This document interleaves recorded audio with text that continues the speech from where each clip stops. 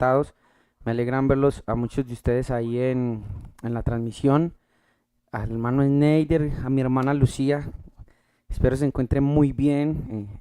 Qué bueno, Dios es grande.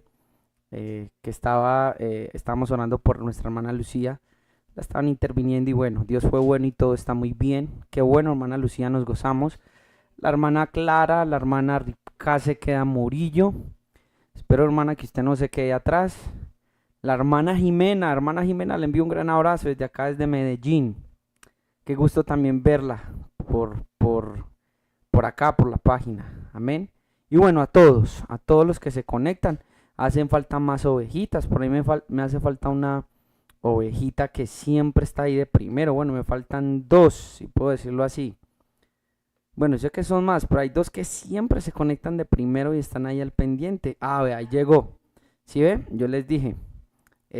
Ahí está la hermana Luz, que siempre está ahí al frente, al pie del cañón, como dicen por ahí. Y a todos. Bueno, eh, tiempos finales. Vamos a orar.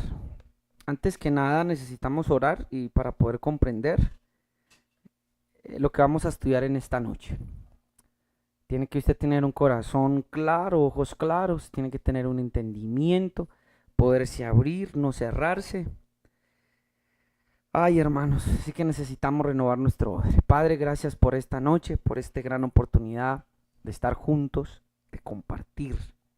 Esta gran oportunidad, Señor, de poder reunirnos en esta noche junto a todos nuestros hermanos. Gracias, Señor.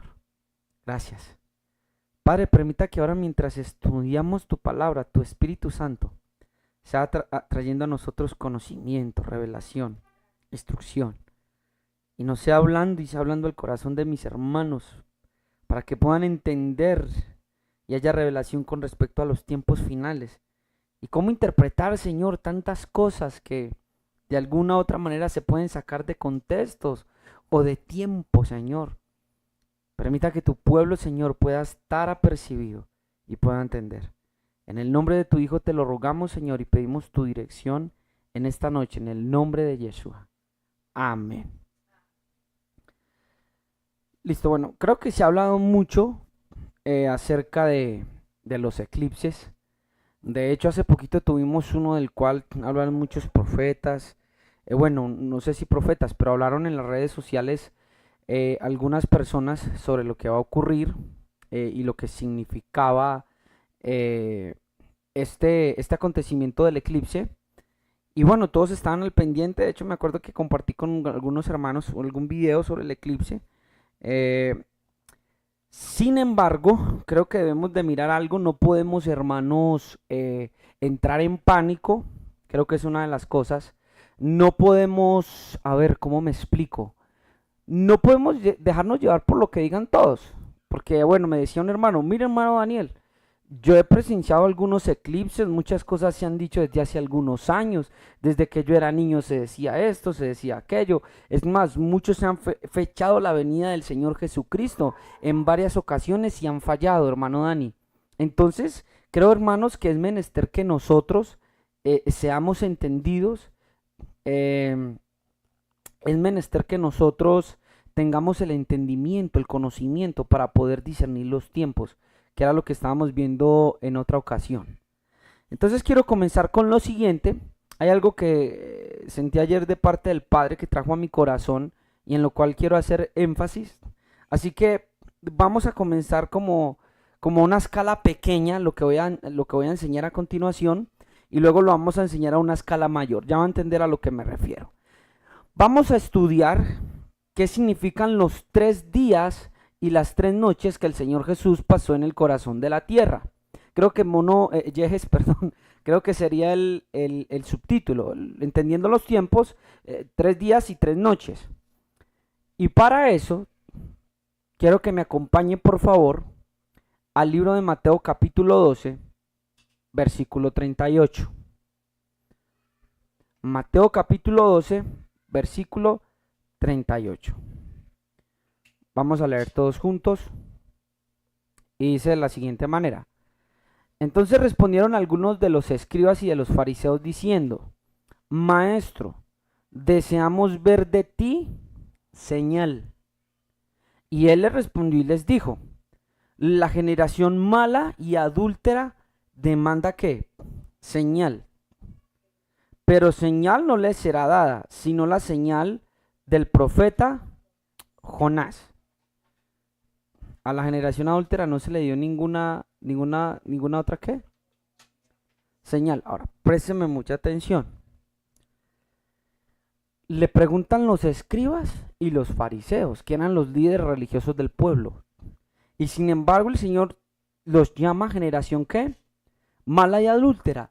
Y si usted se remite a los profetas, perdónenme que me haga así, hermanos, pero es que me está rascando el ojo, perdónenme. Generación mala y adúltera. Y si usted se remite a los profetas, usted se da cuenta que habla con respecto a Israel. Y les habla muchas veces de esta manera.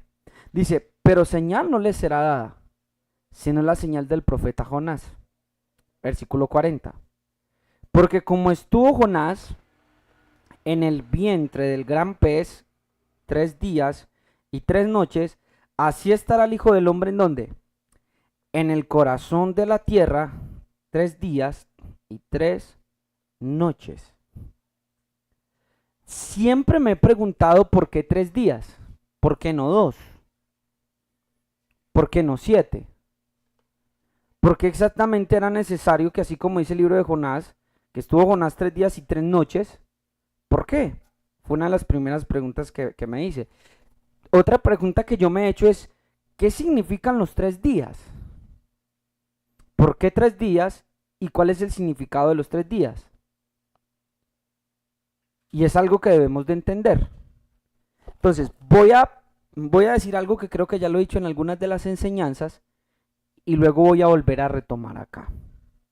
Pero antes, leamos el libro de Oseas capítulo 6, versículo 2, que es concorde a lo que dice Mateo capítulo 12, versículo 38 al versículo 40. Oseas capítulo 6, versículo 2 dice, nos dará vida después de 2 días.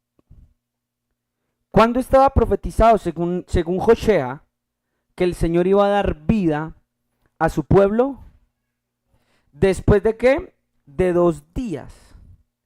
Punto y coma.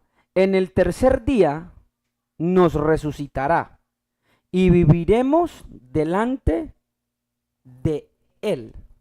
Eso de vivir delante de Él no es otra cosa que lo que dice, por ejemplo, Abraham cuando dice en cuya presencia he caminado. Lo que dice, por ejemplo, también Elías, en cuya presencia estoy. Creo que Israel lo decía, en cuya presencia anduvieron mis padres, lo decía Jacob. Entonces, préstenme mucha atención. ¿Cuándo nos iba a dar vida? Después 2 días. ¿Y cuándo es la resurrección? ¿En el qué? En el tercer día. Voy a volver a repetir esto. Nos dará vida después de 2 días. Y en el tercer día, ¿qué va a pasar? Va a haber una resurrección. Préstenme mucha atención porque esto es a la escala menor. Y después lo vamos a ver a una escala inferior. Entonces, vamos a entrar. Romanos capítulo 6, versículo 3, versículo 7. Simbólicamente, en esos 3 días está la obra de redención, de perdón y de resurrección. ¿Me escucharon? En esos 3 días inclusive está la obra de justificación.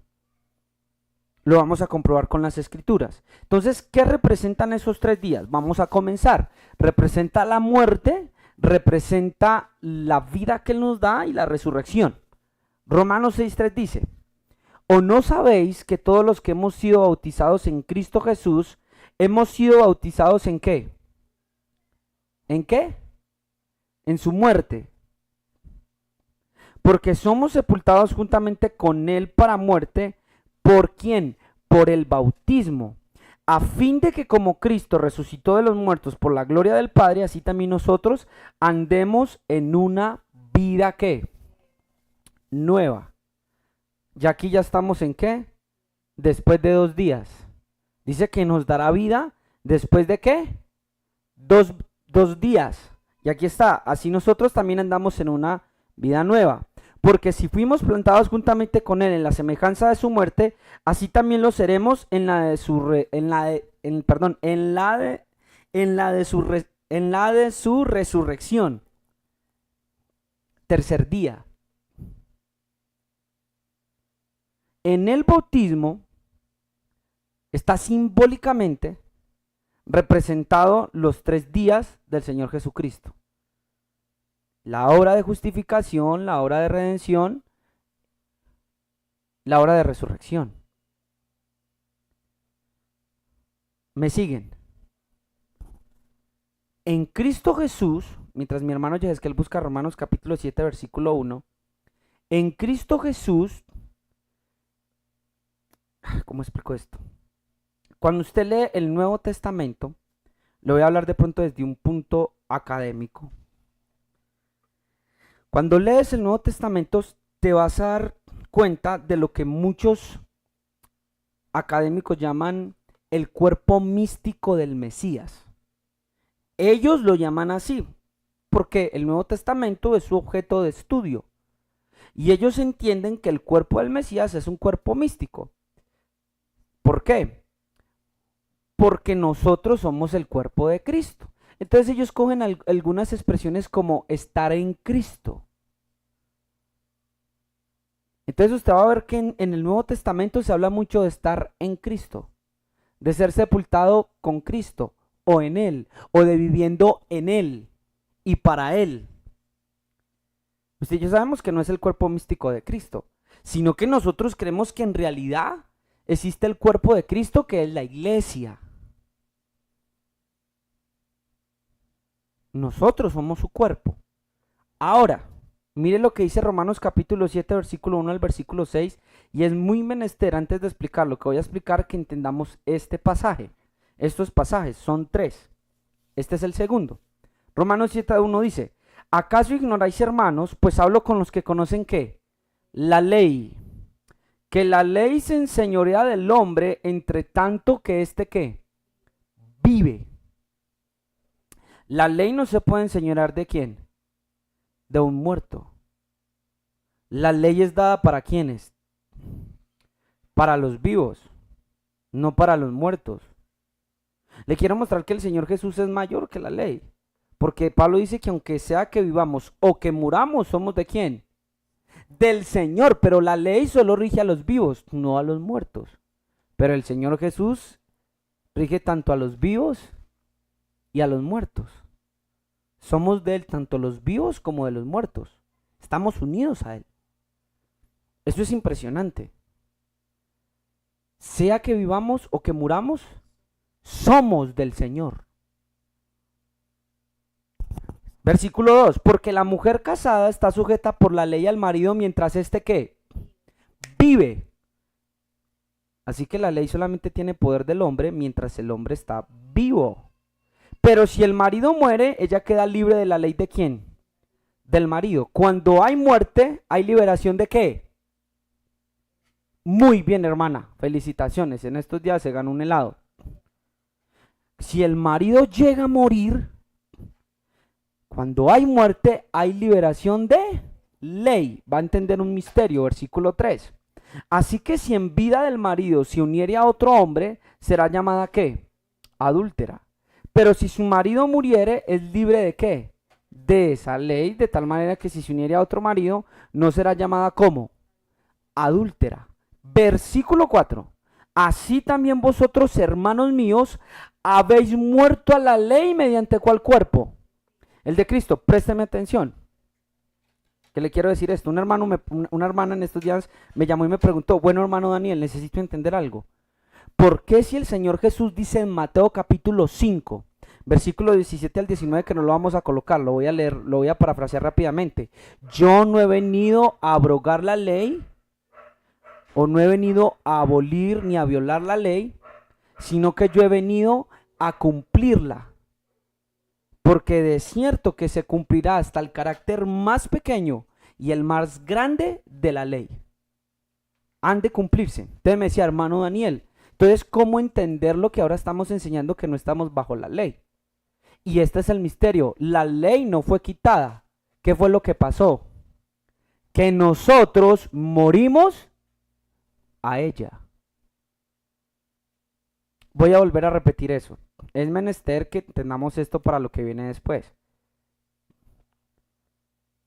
La ley no ha pasado, no se ha quitado, porque si se quita la ley, ¿cómo van a ser juzgados los transgresores y pecadores? Lo que sucedió, según Romanos 7, versículo 4, es que nosotros habemos muerto a la ley. Y cuando hay muerte, ¿hay liberación de qué? De la ley. Vuelva a leer Romanos capítulo 7, desde el versículo 1 al versículo 4. El misterio es que mediante el cuerpo de Cristo nosotros venimos a morir. Vamos a volverlo a leer, Romanos 7:4.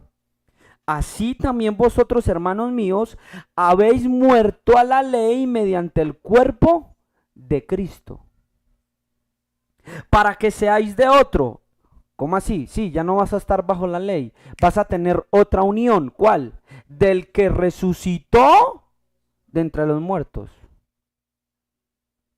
a fin de que llevemos fruto. ¿Para quién? Para Dios. Muerte, vida nueva y resurrección. Entonces, cuando le pregunten de quién es usted, ¿de quién es usted? Del que resucitó. Ojo con esto, porque no es lo mismo el que murió y estuvo en carne que el que resucitó. Mire, ayer estábamos hablando con mi hermano y me hizo una pregunta y me decía, Dani, ¿el Señor Jesús sabe el día de su venida? Él me decía, porque pues en el Nuevo Testamento está escrito que cuando le preguntan, Señor, ¿cuándo será tu venida? ¿Y qué responde Jesús? Yo no lo sé, ni aún los ángeles del cielo, solo mi Padre. Claro, el que estaba en carne.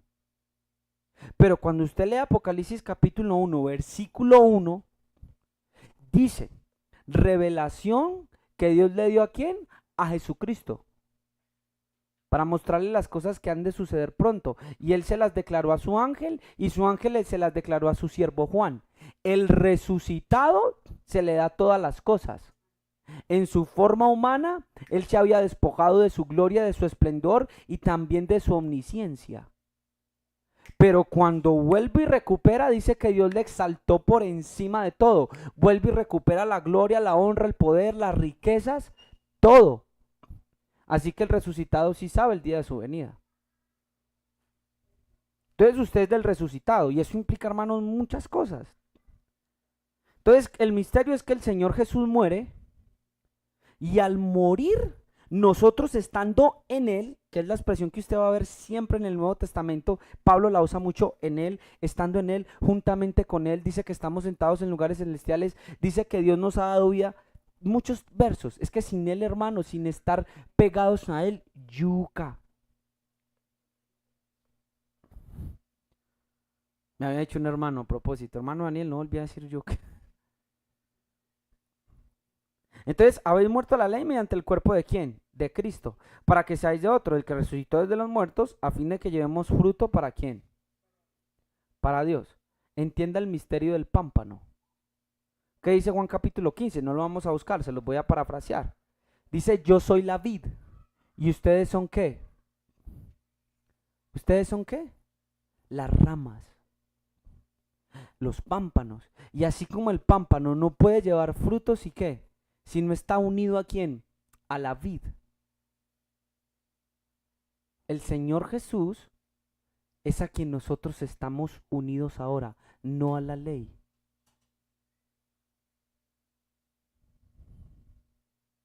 Mire la revelación. Porque por eso muchos andan en raíces hebreas, siguiendo bajo la ley y creyendo que el Señor los está llevando allá y que es el camino y que hay revelación y que es allá, cuando no es así, según lo que estamos mirando, según la sabiduría y la inteligencia espiritual que el Señor nos ha mostrado. Estamos unidos. ¿Y quién es la vid? Cristo.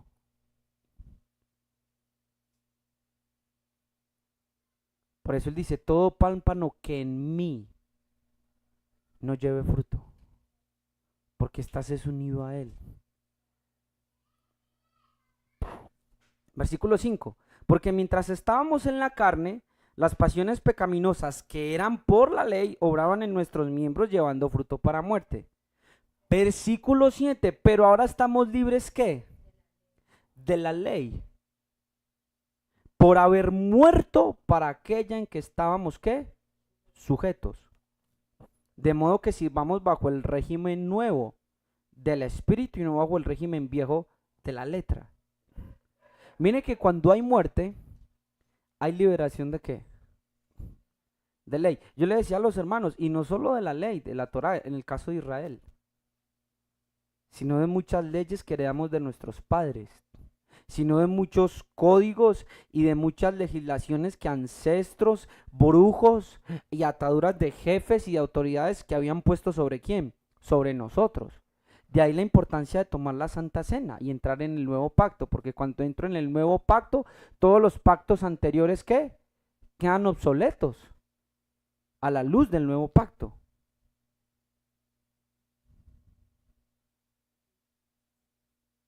Entonces, ¿cuál es el misterio? La muerte.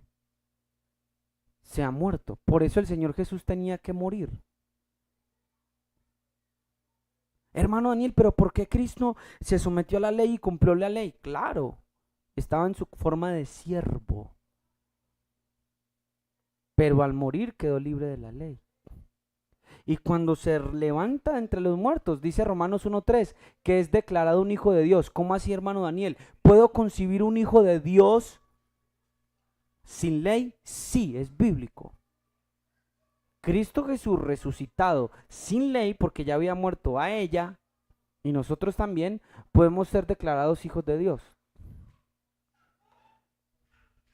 Se puede, es real. Entonces es para que entendamos el misterio. Bienvenida. Es para que empezamos a entender el misterio. Entonces, conclusión en este punto. Cuando usted le pregunte cuál es el asunto entre la ley y entre esto, es sencillo. La ley nunca fue quitada. ¿Qué fue lo que pasó? Mediante el cuerpo de Cristo, todos los creyentes hemos muerto a ella para unirnos a otros, al Señor Jesús. Le quiero mostrar que aquí están otra vez los 3 días. Hay muerte, nueva vida y hay una resurrección. Tercer verso y pasamos a la escala mayor. A propósito, no estoy hablando de música. Colosenses 3:1 dice, sí, pues habéis resucitado ¿con quién? Con Cristo. Note que en el bautismo, Colosenses 3:1, perdón si lo dije mal, Colosenses 3:1, mire que en el bautismo es tan profundo que en el bautismo está la imagen de los 3 días que Cristo estuvo ¿en dónde? En el corazón de la tierra. ¿Lo ha podido notar? Hay sepultura, hay muerte, luego hay vida nueva, hay una resurrección de entre los muertos. Y Colosenses 3:1 dice, si pues habéis resucitado ¿con quién? Con Cristo. Y lo está hablando en una forma ¿qué?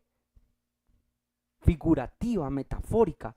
Está diciendo que cuando tú aceptaste por fe a Jesús, has muerto al pecado, has muerto a la Torá y ahora has vuelto a vivir con Él. Has resucitado en Él. Para que andemos en una vida nueva. Esto lo vimos al principio en Romanos capítulo 6. Entonces dice, busquen las cosas de arriba donde está Cristo sentado a la diestra de Dios. Primer día que hay. Los que están acá desde hace media hora. Primer día que hay. Muerte. Estamos hablando del misterio de los 3 días y de las 3 noches que el Señor Jesucristo estuvo en el corazón de la tierra. El primer día que hay. Muerte. Sí. El primer día hubo muerte. Después de 2 días, ¿qué va a haber? Según Oseas, nos dará vida. Y en el tercero, ¿qué va a suceder? ¿Qué va a suceder? Resurrección. Ojo pues, entonces vamos a verlo a una escala mayor. Vimos este modelo de Cristo en el corazón de la tierra, cómo repercute en los creyentes. Hemos muerto al pecado, hemos vuelto a andar en una vida nueva y hemos resucitado con Él. ¿Se entiende eso? Por eso dice la Biblia que nosotros estamos sentados en lugares que celestiales, pero el creyente no ha reconocido eso. Hay hermanos que literalmente han subido en el espíritu al tercer cielo donde fue llevado Pablo, y Dios les ha hecho sentar en lugares de autoridad. Pero muchos no son conscientes ni tienen conocimiento de esta verdad. Pero son personas que han muerto al pecado, personas que andan en una vida nueva, personas que han resucitado con Cristo. Y una de las señales de que uno ha resucitado con Cristo, ¿sabe cuál es? Dice Pablo, busquen las cosas de arriba donde está Cristo sentado a la diestra de Dios. Usted va a ver que una persona que ha resucitado en el espíritu con Cristo, su meta, su mirada, no están en las cosas de la tierra, sino en las cosas de arriba. Listo, entonces vamos para lo grande. Vamos al 2 de Pedro capítulo 3, versículo 8. Segunda de Pedro capítulo 3, versículo 8.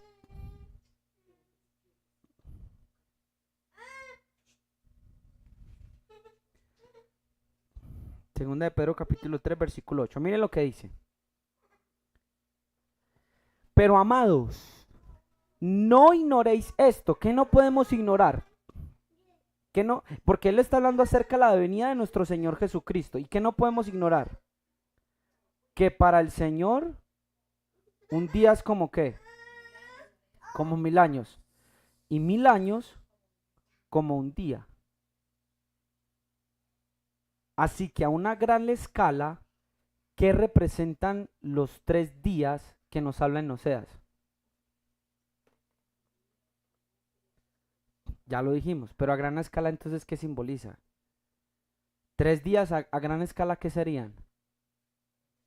3000 años.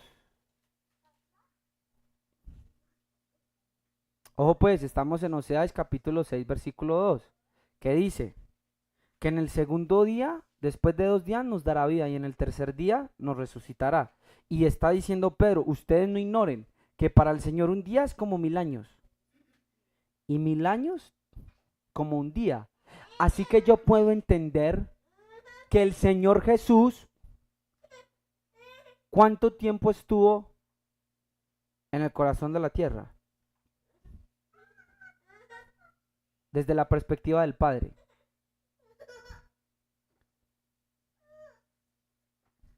¿Están conmigo o no? ¿Están perdidos? Voy a volver a leerlo. Segunda de Pedro capítulo 3 versículo 8. Pero amados, no ignoréis esto, que para el Señor un día, por favor, que para el Señor un día es como 1000 años y 1000 años como un día. Ambos, es a la inversa. Para el Señor un día puede ser 1000 años y 1000 años para Él es un día. Ha de entenderse las dos formas. Entonces, desde la perspectiva del Padre, puede verse como que el Señor Jesús cuánto estuvo en el corazón de la tierra. Les da miedo. Porque tiene, sí, estuvo un día, pero le estoy mostrando de que un día pueden ser para el Señor 1000 años. Vea, eso tiene una implicación muy grande. Porque entonces representan los 3 días que se nos dicen Oseas 3000 años. Ahora, ¿qué significa? Note lo siguiente. Los que fueron al colegio, y no voy a fechar la venida del Señor Jesucristo. Yo no la voy a fechar. Pero usted tiene que ser entendido en los tiempos y el que tiene discernimiento que entienda. Por eso necesito que me preste mucha atención porque si no me entiende, el hermano Daniel está diciendo tal cosa. Desde el primer siglo, cuando se parte la historia en antes y después de Cristo, en el siglo I, con el nacimiento de nuestro Señor Jesucristo, hubo 1500 años de lo que se conoció como el oscurantismo. ¿Qué pasó? La iglesia imperial, la iglesia católica, subyugó literalmente, y era la religión del imperio, subyugó a todas las personas del imperio. Tanto que usted sabía que habían cosas como las siguientes. Hágale, no tema. Cosas como la siguiente.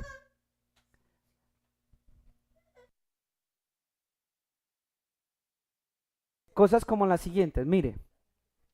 Primero, solo en latín se podía leer la Biblia.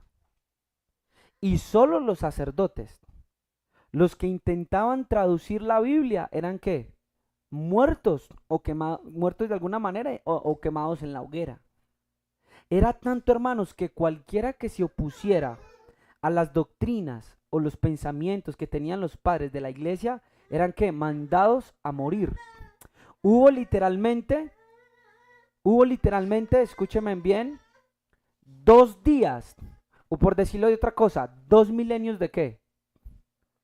De muerte. Si ustedes se distraen, no me van a entender. Estamos hablando que Oseas 6, versículo 2 dice que el Señor le iba a dar al pueblo después de 2 días vida y que en el tercer día los iba a resucitar.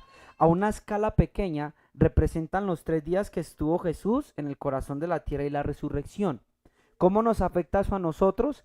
Que hemos muerto con Cristo, hemos andado en una vida nueva y hemos resucitado con Él, y lo comprobamos con lo que Pablo dice en sus cartas. Pero también estamos viendo que a una escala mayor la tierra tuvo 2000 años de ¿qué? De muerte. Y después de los 2 días, que serían después de ¿qué? 2000 años, va a comenzar a llegar ¿qué? La vida. Es por eso que yo creo y percibo y puedo entender y discernir que desde el más o menos los 1970, 1980, años 2000, la iglesia ha entrado en un nuevo periodo y está comenzando Dios a traer vida a la iglesia. Por eso ustedes están notando que está cambiando la forma de pensar de los cristianos. Por eso están notando que es un tiempo donde se está quitando las tradiciones que por años mataron a la iglesia. Por eso usted se da cuenta que del 1500 para adelante hubo un hombre que se llamó Martín Lutero y hubo una revolución a nivel mundial donde procede el protestantismo y por ende el cristianismo. Por eso usted se da cuenta las traducciones de Biblia que se comenzaron a hacer y cómo el día de hoy, puedo decirlo así, después de los 2 días o de los 2000 años, el conocimiento ha empezado a avanzar de una forma impresionante con respecto a Dios.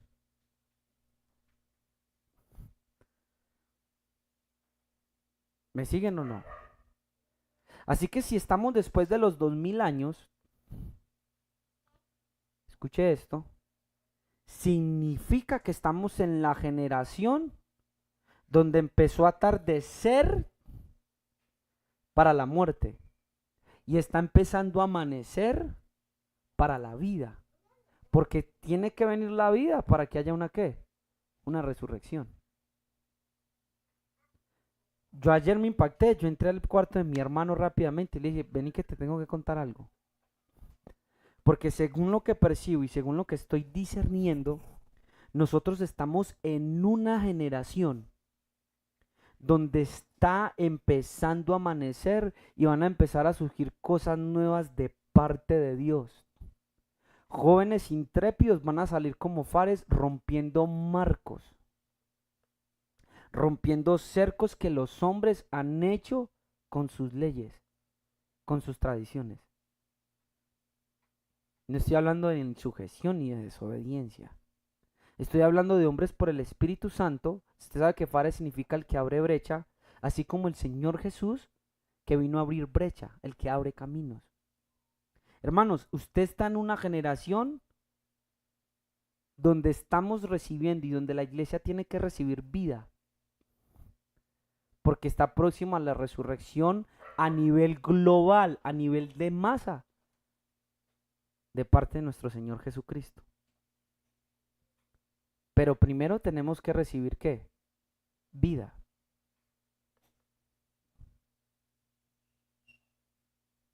Yo sé que durante los 2000 años hubo gente que fueron como luces o antorchas en medio, y se habla de algunos avivamientos, de algunos hombres como Jonathan Edwards, Se hablan de algunos hombres como Charles Spurgeon, John Wesley, que fueron luces y que Dios hizo cosas a través de las generaciones. Pero en este tiempo, ustedes van a ver, hermanos y hermanas, como multitudes de jóvenes, ya no van a ser ni uno, ni dos, ni tres, que van a ser así usados, no, van a ser muchos, muchos usados. Porque hemos entrado en el periodo después de los 2 días, después de los 2000 años, próximos a la resurrección.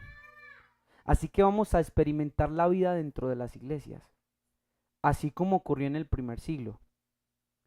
Vamos a estar experimentando vida a nivel global, a nivel de las masas. Dios va a empezar a levantar literalmente jóvenes, hombres, hermanas y hermanos que van a traer vida a quién? Al cuerpo de Cristo.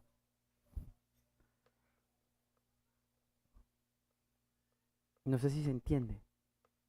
Es la generación en la cual hemos nacido. Yo ayer le decía a mi hermano, hey David, qué tremendo en la generación que nos tocó nacer. Hermano, nosotros no hemos nacido en cualquier generación. Yo puedo discernir, según lo que leo en la Biblia, que estamos plantados en una generación donde usted va a tener que explotar sus dones y sus talentos y servirle al Padre. Porque estamos en una generación donde vamos a cosechar multitudes. Yo sé que muchas veces se ha predicado esto, de la cosecha y de muchas cosas, pero yo no lo había discernido a la luz de la profecía. Y eso es lo que dice, o sea, después de 2 días nos dará vida y en el tercero nos va a resucitar. La iglesia, después de 2000 años, y es lo que yo percibo, ha empezado a recibir vida. Yo no sé si muchos de ustedes lo han percibido o no, pero yo siento de parte del Padre que está empezando a surgir algo. Mire, hace unos, pongámosle que unos 20 años, 15 años, usted se encontraba con creyentes muy fanáticos. ¿En qué manera? En esta manera. En de que si tú eres pentecostal y yo soy adventista, no la vamos. Porque somos de diferente equipo de fútbol. Somos de diferente partido. Usted es comunista, yo soy capitalista. Y ahora la manera de pensar, incluso de muchos de esos creyentes, está cambiando. Y el Espíritu Santo está haciendo algo, donde esas barreras religiosas y dogmáticas están por romperse. Están por romperse. En el tercer día Jesús fue declarado como Hijo de Dios. La tierra está esperando la manifestación de ¿quién? De los hijos de Dios, no de las denominaciones. La tierra no está esperando la manifestación de los hermanos adventistas, de los hermanos pentecostales, de los hermanos trinitarios. La tierra está esperando la manifestación de los hijos de Dios. Y el Señor va a empezar a limpiar las mentes de sus hijos. Y va a empezar a quebrar estructuras religiosas. Y va a empezar a crear odres nuevos en las generaciones que están surgiendo y que les van a servir. Porque el odre viejo ya quedó en los 2 primeros días. Es decir, el viejo hombre quedó muerto. 2 de muerte, después de 2 días vidas y el tercero resurrección. Así que también se crearán odres nuevos para recibir lo grande en conocimiento que viene de parte de ¿quién? Del Padre. Así que si estamos en el periodo después de los 2000 años, mire qué importante y mire qué generación la que le tocó, o estamos después de los 2 días, significa que entonces vamos a empezar a ver derramamientos del Espíritu Santo con frecuencia.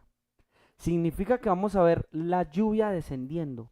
Significan entonces que el conocimiento acerca de quién es Jesús de Nazaret en realidad va a empezar a llegar. ¿Cómo así, hermano Dani? Sí. Vea, póngame por atención. La vez pasada les compartía que desde el punto de vista psicológico hay un factor que influye en el desarrollo de la personalidad de una persona y estoy predicando mucho esto y quiero a todo el que pueda decirle que lo escuche. Y está el factor ambiente, la familia, la cultura, la educación y la sociedad. ¿Cierto que sí? O sea, que porque un árabe no puede creer en Jesús, porque el factor ambiente determinó en él su creencia, determinó en él su forma de pensar y su forma de actuar. Por eso un árabe no puede creer en Jesús, porque la cultura le enseñó desde que nació desde el vientre la mamá que es Alá, y le enseñó a vivir según el Corán. De la misma manera sucede en Cristo. No peleamos por el Cristo verdadero, sino por la versión de Cristo que se formó en usted y en mí, de acuerdo al ambiente, a su pastor y a donde usted nació. Si usted nació en un hogar adventista, Cristo se formó en ti como adventista. Pero el tiempo en el que estamos es un tiempo en el cual Cristo mismo se va a dar a conocer a cada persona individualmente. Según los profetas, Jeremías capítulo 33 dice que todos me conocerán, no a través de un ministro, no a través de una denominación o un ministerio, sino a través del Espíritu Santo, porque iba a poner de su Espíritu en nosotros. Estamos en el tiempo donde el Espíritu, como leímos ahorita, ya no estamos bajo el régimen viejo, sino bajo el régimen nuevo. Quiere decir que se rompió el umbral en el tiempo y hemos entrado en una nueva temporada. Estoy hablando desde el punto de vista escatológico profético. Significa que en esta nueva temporada Dios va a estar dando vida a través del Espíritu Santo a millones de millones, revelándose Él mismo. Eso va a provocar que se rompan ahora sí, ¿qué?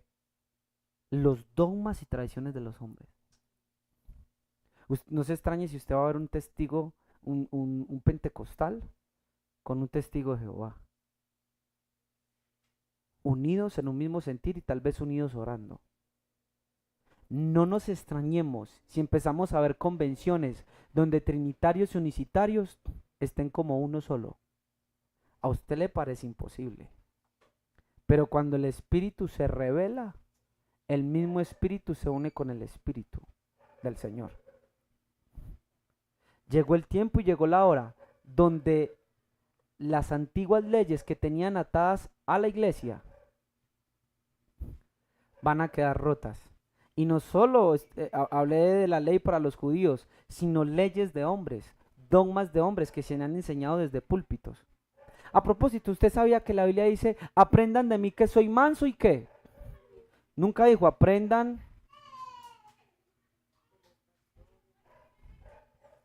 de mí. Por eso le digo, Cristo va a empezar a darse a conocerse a cada una de las personas. Pero para eso es necesario, y fue necesario todo ese tiempo de oscurantismo. Yo me pregunté, hermanos, vea, y ya terminando porque esta es una introducción, pero yo siempre me había preguntado, ¿por qué el Señor Jesús, escúchenme muy bien hermanos, escuchen este misterio, yo no sé si, yo creo que la hermana me está viendo que me preguntó, pero yo siempre me pregunté, yo no sé quiénes han estudiado eclesiología, y creo que ahí también está la historia de la iglesia, parte de historia de la iglesia debe estar. Pero yo siempre dije, ¿por qué después del primer siglo, cuando hay esta revolución con Pablo de Tarso, con los 12 discípulos y con toda esta gran cantidad de judíos, por qué luego tenemos 1000 años y más de 1000 años de oscurantismo? Donde la iglesia era la que mandaba, la que dirigía, la que decía cómo era. Y si no, muerto. Dios te bendiga. Y si no, yuca. Y yo decía, Señor, ¿por qué? Haga el ejercicio de estudiar la historia de la iglesia y usted va a quedar, ¿qué?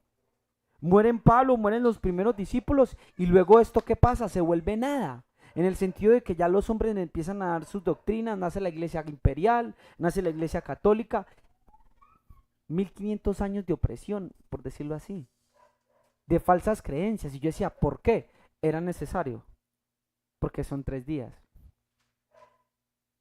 Era necesario que la iglesia pasara por ese periodo. Así como fue necesario que en Cristo en esos 3 días nosotros pasáramos ese periodo. Pero llegó el tiempo, después del segundo día, donde va a empezar a estar la vida, porque nos preparamos para la resurrección sea que muramos o que estemos vivos, de aquellos, entonces la resurrección de aquellos que se van a levantar. Esa es la generación, hermanos y hermanas, donde al Padre le agradó que nosotros, ¿qué? Naciéramos. Ahora le pregunto, ¿vale la pena que usted sea valiente y tenga gallardía y sirva a Dios en este tiempo? Porque no le tocó a Pablo, ni a Timoteo, ni a Tito, ni a Mateo. Este tiempo, después del segundo día, nos tocó a usted y a mí. Y proféticamente, iglesia de Dios y pueblo de Dios, le digo, ¿sabe qué es lo que tiene que hacer? Por eso hablamos la vez pasada de los tiempos. Si no entendemos el día de nuestra visitación y el tiempo en el que estamos y qué es lo que debemos de hacer usted y yo después de los 2 días, estamos fritos.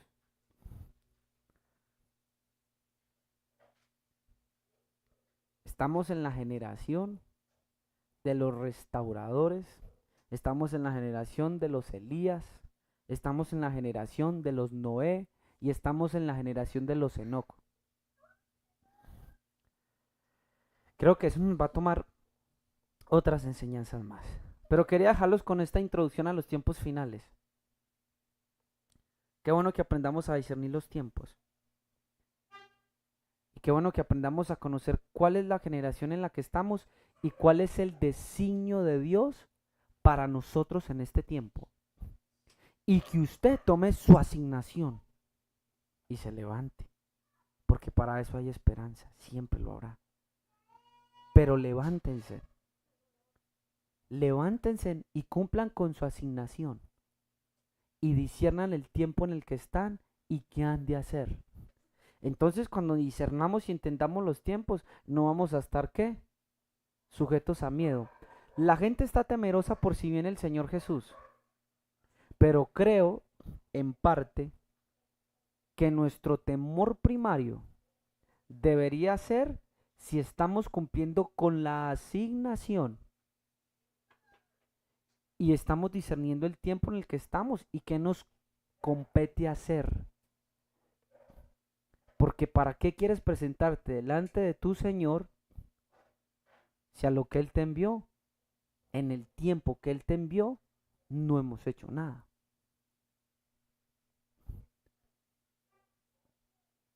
Hermano, yo creo que podemos cantar que este es nuestro mejor momento, de verdad. Yo no sé si usted prestó la importancia, pero estamos en la generación después de los 2 días. Estamos en la generación después de los 2 días. Que el Señor les bendiga. Que usted pueda discernir. De pronto los que no vieron la enseñanza desde el principio, después la puedan ver desde el principio y puedan encajar todo. Pero que usted pueda discernir y tener entendimiento de lo que hemos hablado hoy. Y usted pueda levantarse por el Espíritu Santo. Y pueda discernir lo que hemos hablado esta noche. El Señor le bendiga de una manera muy especial. Y sigamos orando unos por otros. Hay necesidades en el pueblo. Les quiero comentar que la próxima enseñanza, me recuerdan, voy a dejar el número de las hermanas de intercesión para los que tengan peticiones, para los que quieran pedir oración, para los que tengan cosas difíciles por las cuales hay que interceder. Ya tenemos un grupo de oración establecido. Hay una hermana líder ya de intercesión, bendito Dios. Hay una líder de intercesión, entonces voy a estarles compartiendo el número. Amén. Bendiciones y nos vemos entonces con la ayuda del Padre este viernes.